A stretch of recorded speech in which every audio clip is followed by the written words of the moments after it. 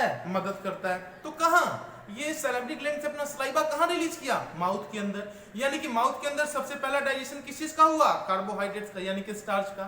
सबसे पहले माउथ के अंदर स्टार्च यानी कार्बोहाइड्रेट्स ब्रेक डाउन हुआ ना, तो इसीलिए माउथ को सबसे पहला फर्स्ट प्लेस बोला जाता है जहां पर फर्स्ट डाइजेशन क्या होते हैं, ऑकर होते हैं हमारे बॉडी के अंदर। ठीक है, तो mouth is that's a place of human alimentary canal where first digestion of starch will be takes place, ये भी हम बोल सकते हैं। ठीक है, अब बात रही कि हमारे माउथ के अंदर, माउथ को हम बकल कैविटी के नाम से भी जानते हैं, जिसको ऑलरेडी हम यहाँ पे बता चुके हैं। अब बात रही कि माउथ, तो माउथ सिर्फ इन सिंगल इन्वॉल्व नहीं होता, माउथ के अंदर बहुत सारे ऐसे ऑर्गन्स हैं जो माउथ को क्या करते हैं, फर्स्ट डाइजेशन करने में, डाइजेशन करने में मदद करते हैं। वो पार्ट्स कौन कौन से हैं? तो माउथ के अंदर एक एसोसिएटेड ग्लैंड, सैलिवरी ग्लैंड्स पाया जाता है, जिसके बारे में ऑलरेडी बता चुके हैं, प्रीवियस में बता चुके हैं। इसके अंदर पाया जाता है एक और ऑर्गन जिसका नाम क्या है, टंग। ठीक है, टीथ। ठीक है, ये सारे ऑर्गन्स क्या होते हैं, माउथ के अंदर पाए जाते हैं, जो माउथ को पर्टिकुलर रूप से क्या होता है, डाइजेशन करने में मदद करता है। ठीक है, हम समझेंगे कि टंग क्या होते हैं। ठीक है, अगर थोड़ा थोड़ा हम सबके बारे में बताते चले स्टूडेंट्स कि टंग क्या होते हैं। तो टंग एक ऐसा ऑर्गन है हमारे एलिमेंट्री कैनाल का, या हमारे बकल कैविटी के अंदर पाए जाने वाला एक मस्कुलर ऑर्गन है, जिसके पास कौन सा ऑर्गन, जिसके पास क्या पाए जाते हैं, गस्टेटरी रिसेप्टर्स पाए जाते हैं। क्या पाए जाते हैं इसके पास? गस्टेटरी रिसेप्टर्स पाए जाते हैं। इसके पास क्या पाए जाते हैं? गस्टेटरी रिसेप्टर्स पाए जाते हैं, जिसका मेन काम सिर्फ यही है कि टेस्ट, किसी भी भोजन के टेस्ट को क्या करना, रिसीव करना, और रिसीव करने के बाद क्या करना, फील करने में मदद करना। यानी कि tongue is that's muscular parts of our, tongue is a muscular parts which is present in buccal cavity. ठीक है, which has a gustatory receptors. कौन से रिसेप्टर्स? Gustatory receptors. कौन से रिसेप्टर्स के पास पाए जाते हैं? गस्टेटरी रिसेप्टर्स पाए जाते हैं, रिसेप्टर्स पाए जाते हैं, जिसका मेन काम क्या है, इस गस्टेटरी रिसेप्टर्स का मेन काम क्या है कि टेस्ट को कैच करने में, टेस्ट को फील करने में मदद करता है। अगर हम किसी भी फूड मटेरियल, कोई भी डिश बनता है, तो हम आसानी से अगर हम बता पाते हैं हाँ इसका टेस्ट बहुत ही प्लीजेंट है, या इसका टेस्ट अनप्लीजेंट है, इसका टेस्ट बड़ा टेस्टी है, ये बड़ा स्पाइसी है, किसी भी टेस्ट को अगर हम फील कर पाते हैं तो by the help of gustatory receptor, जो कहां पाया जाता है, टंग में। ठीक है, तो ये रहा दूसरा काम। टंग का दूसरा फंक्शन यह भी है कि भोजन को मिक्स करने में, भोजन को माउथ के अंदर आसानी से मिक्स करने में, जिसके कारण आसानी से भोजन को ब्रेक डाउन किया जा सके, तोड़ा जा सके, इसमें भी क्या करता है ये, किसके साथ, सलाइवा के साथ। नेक्स्ट जो हमारे माउथ के अंदर ऑर्गन्स है, जो हमारे बॉडी के अंदर फिजिकल डाइजेशन करने में मदद करता है, दैट इज कॉल्ड टीथ। ये टीथ जो है हमारे बॉडी का सबसे हार्डेस्ट पार्ट होता है। क्या होता है टीथ? हमारे एलिमेंट्री, हमारे बॉडी का, ह्यूमन बॉडी का सबसे हार्डेस्ट पार्ट होता है। ठीक है, आपको हम ऑलरेडी आगे बताएंगे भी कि टीथ के बहुत सारे आउटर कवरिंग पार्ट्स होते हैं, इनेमल्स, ठीक है, वेरियस पार्ट्स होते हैं, डेंटल प्लेग, ये सारे क्या होते हैं, हम ऑलरेडी सब चीज बताएंगे, लेकिन यहाँ पे थोड़ा सा बता के निकलते चलते हैं।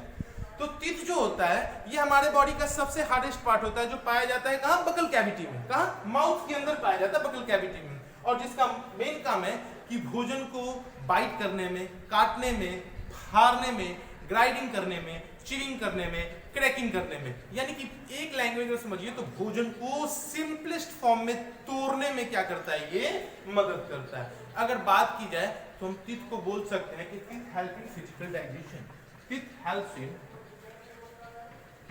In physical digestion, physical digestion. ठीक है स्टूडेंट्स, टीथ जो होता है हमारे बॉडी के अंदर फिजिकल डाइजेशन करने में मदद करता है। अब बात रही कि अगर ये टीथ, तो how many types of teeth which is present in buccal cavity, हमारे बकल कैविटी के अंदर अगर टीथ है तो क्या एक ही प्रकार के टीथ हैं? नहीं, टीथ जो है हमारे माउथ के अंदर वो 4 डिफरेंट टाइप्स के होते हैं। कौन कौन? कौन कौन students?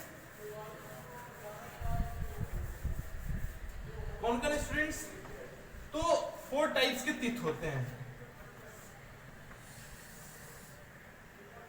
Incisor, canine, premolar, molar. ठीक है स्टूडेंट, ये 4 डिफरेंट टाइप्स ऑफ टीथ हमारे माउथ यानी कि बकल कैविटी के अंदर पाए जाते हैं। ठीक है, सबसे पहले हम समझेंगे इंसिजर्स। तो हमारे माउथ के अंदर टीथ का जो फ्रंट पार्ट, दिस इज ये जो फ्रंट पार्ट आप देख रहे हैं, दैट इज कॉल्ड इंसिजर्स। ये हमारे टीथ का जो फ्रंट पार्ट्स होता है उसी को हम क्या कहते हैं, इंसिजर्स कहते हैं, जिसका मेन काम है भोजन को बाइट करने में मदद करना। क्या करने में मदद करना? भोजन को, फूड को बाइट करने में मदद करना। ये सिर्फ भोजन को बाइट करने में मदद करता है, ठीक है। देखिए किसी भी चीज को अगर आप काटते हैं, ऐसे काटते हैं ना, तो this is the front parts और that is called incisors which help in biting the foods. Next है केनाइन्स। इंसिजर्स के जस्ट बीनीथ में देखिए तो एक शार्प टीथ आपको देखने को मिलेगा।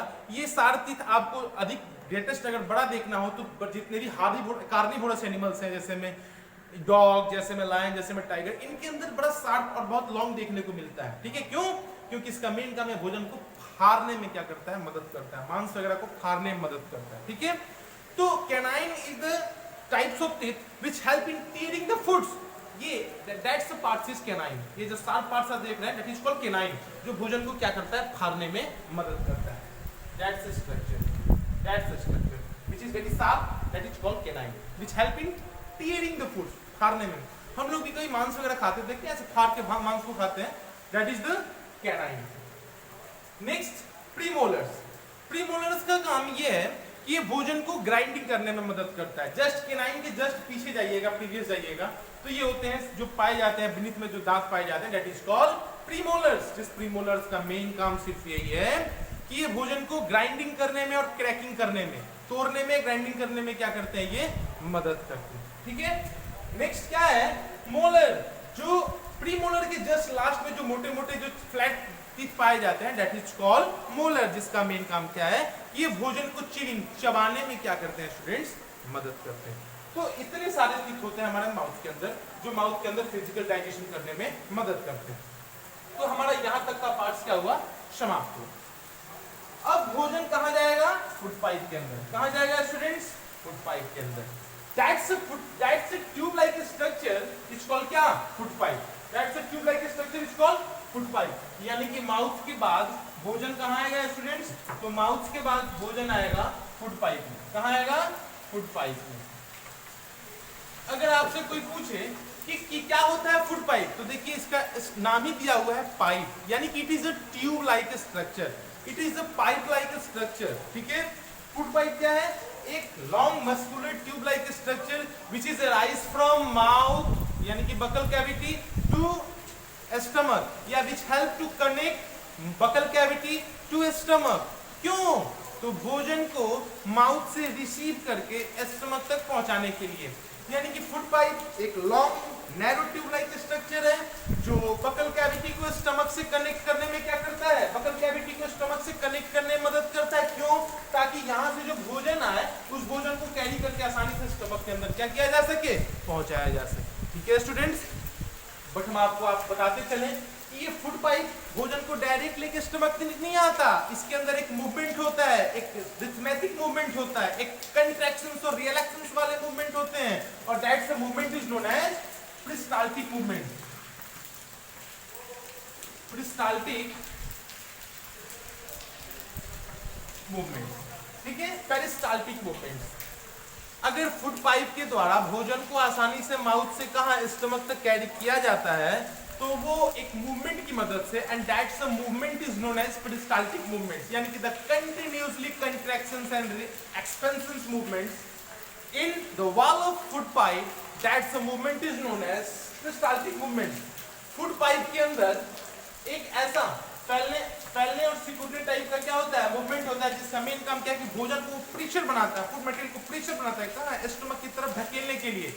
फूड पाइप के वाल के द्वारा एक फैलने और सिकुड़ने वाला मूवमेंट होता है जो भोजन पे कंटिन्यू प्रेशर बनाता है, ताकि भोजन को आसानी से स्टमक तक क्या किया जा सके, धकेला जा सके, पहुंचाया जा सके, and that's a continuously contractions and relaxations movement या rhythmic movements is known as क्या, peristaltic movement which occur in food pipe।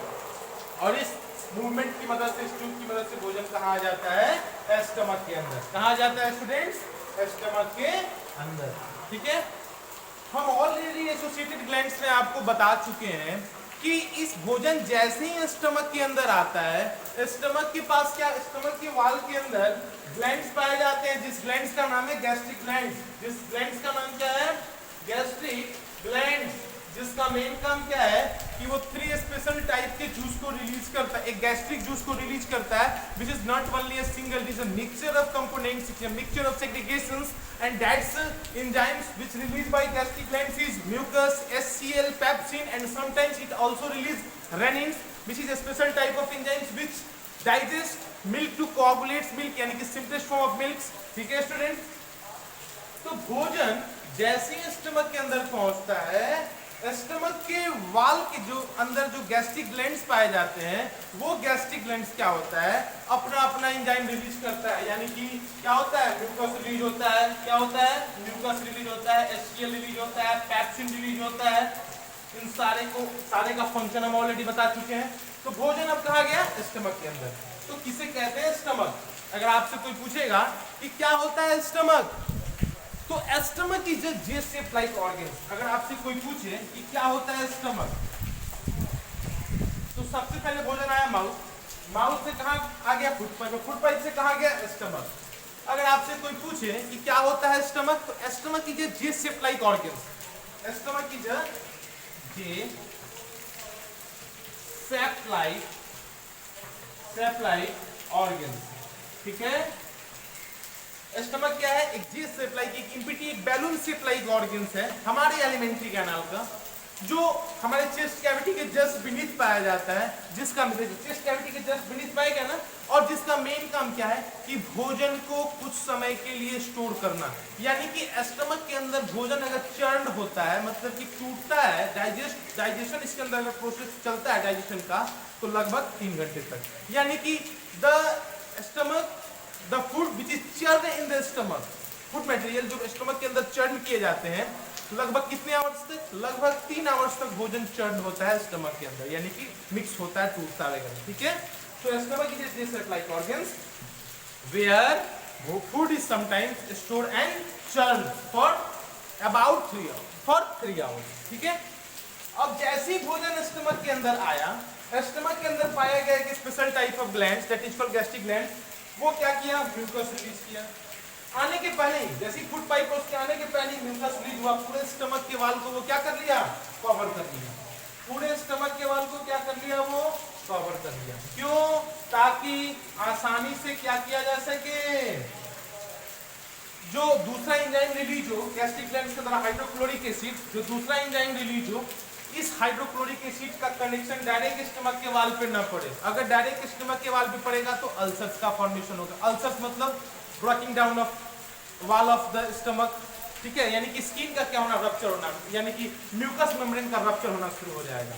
तो ये म्यूकस पूरा कवर कर लेता है दो काम करने के लिए। एक, जो इसी ग्लैंड्स के द्वारा जो HCl रिलीज होगा, इस HCl से इस वाल को क्या करने के लिए, प्रोटेक्ट करने के लिए। दूसरा, जो फूड मटेरियल्स आ रहा है, उस फूड मटेरियल में जो हार्मफुल माइक्रो ऑर्गेनिज्म होगा, वो डायरेक्ट स्टमक के वाल के कनेक्शन में न आए, उनसे अपने वाल को सेफ रखने के लिए ये म्यूकस क्या करता है, पूरे तरह से स्टमक के वाल को कवर कर लेता है। ठीक है स्टूडेंट्स, जैसे ही म्यूकस अपना काम कर लेता है, फूड मटेरियल्स आ गया आपका स्टमक के अंदर, क्या रिलीज हुआ, हाइड्रोक्लोरिक एसिड रिलीज हुआ। What is the function of hydrochloric acid, हम इसके बारे में ऑलरेडी प्रीवियस डिस्कस कर चुके हैं कि the function of hydrochloric acid to make the place of food materials is acidic. ठीक है, ये जहां भोजन है उस प्लेस को क्या करता है, एसिडिक मीडियम प्रोवाइड करता है। क्यों, ताकि हम जानते हैं गैस्ट्रिक ग्लैंड्स के द्वारा जो तीसरा जो एंजाइम रिलीज होता है, एंजाइम पैप्सिन, जो फूड मटेरियल्स के अंदर प्रोटीन आया है, इस फूड मटेरियल्स के अंदर जो प्रोटीन आया है, इसको तोड़ने के लिए पैप्सिन का रिलीज होना जरूरी है। और ये पैप्सिन कब काम करेगा, जब पूरा फूड मटेरियल्स कैसा हो जाएगा, ये पूरा स्टमक का माहौल कैसा हो जाएगा, एसिडिक मीडियम। कैसा, एसिडिक मीडियम। ठीक है स्टूडेंट्स, एसिडिक मीडियम का हो जाएगा तब।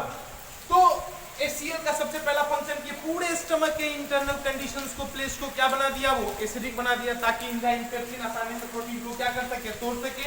And the next function of hydrochloric acid is that it helps to protect the wall of the stomach from the harmful microorganism which from the food materials, यानी कि food के साथ जो harmful micro organism आते हैं उनसे हमारे stomach के इंटरनल वॉल को ये प्रोटेक्ट करने में भी क्या करता है, मदद करता है। ठीक है, तीसरा जो एंजाइम रिलीज हुआ दैट इज कॉल्ड पेप्सिन।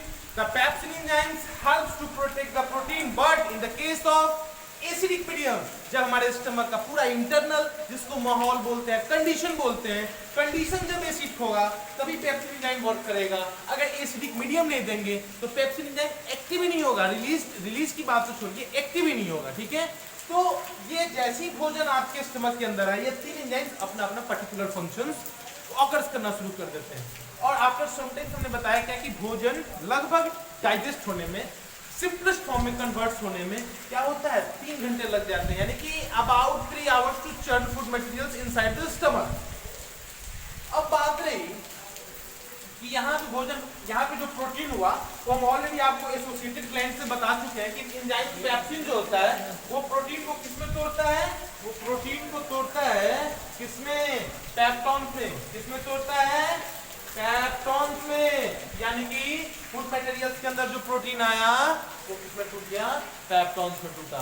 यानी कि peptones is the simplest form which is inside in the stomach. ठीक है, बट ये मत समझिए कि पेप्टॉन्स प्रोटीन का सिंपलेस्ट फॉर्म हो गया। आप पढ़ेंगे क्लास 8 क्लास 7 में कि the simplest form of protein is amino acid. तो एमिनो एसिड्स सबसे सिंपलेस्ट फॉर्म हो जाता है which is occurs in the first parts of a small intestine that is called duodenum। ठीक है, duodenum में निकलता है। तो अब पेप्टॉन्स भी टूटेगा किसमें, पेप्टाइड्स में, जो कि ऑलरेडी फिर हम बता चुके हैं। और पेप्टाइड्स भी टूटता है किसमें, एमिनो एसिड्स में। ऐसे स्टेप्स होते हैं प्रोटीन के टूटने के। तो स्टमक के भोजन अब चर्न हो गया। ठीक है, अब भोजन स्टमक के बाद कहां जाएगा स्टूडेंट्स, एस स्मॉल इंटेस्टाइन में। कहां जाएगा, एस स्मॉल इंटेस्टाइन। भोजन कहां गया स्टूडेंट्स, स्मॉल इंटेस्टाइन में। अब जैसे ही भोजन स्मॉल इंटेस्टाइन में आएगा लीवर एक्टिव होना शुरू हो जाएगा। क्यों, क्योंकि सबसे पहले लीवर और पेनक्रियाज, हम आपको बताए थे कि हम आपको एलिमेंट्री कैनाल में हम प्रोसेस के बारे में बताएंगे कि कौन सबसे पहले अपना एंजाइम रिलीज करता है, पेनक्रियाज, लीवर। तो सबसे पहले अपना रिलीज एंजाइम जो रिलीज करता है वो होता है लीवर। क्यों, क्योंकि लीवर बाइल जूस को रिलीज करता है। और हम जानते हैं कि बाइल के पास एक बाइकार्बोनेट साल्ट होते हैं जो एसिडिक मीडियम वाले फूड्स को अल्कालिन मीडियम प्रोवाइड करता है, जिसकी मदद से आसानी से पेनक्रिएटिक जूस अपना जूस रिलीज करके भोजन को डाइजेस्ट कर सकता है। ठीक है स्टूडेंट्स, तो हम थोड़ा 1 बाय 1 समझेंगे। सबसे पहले हम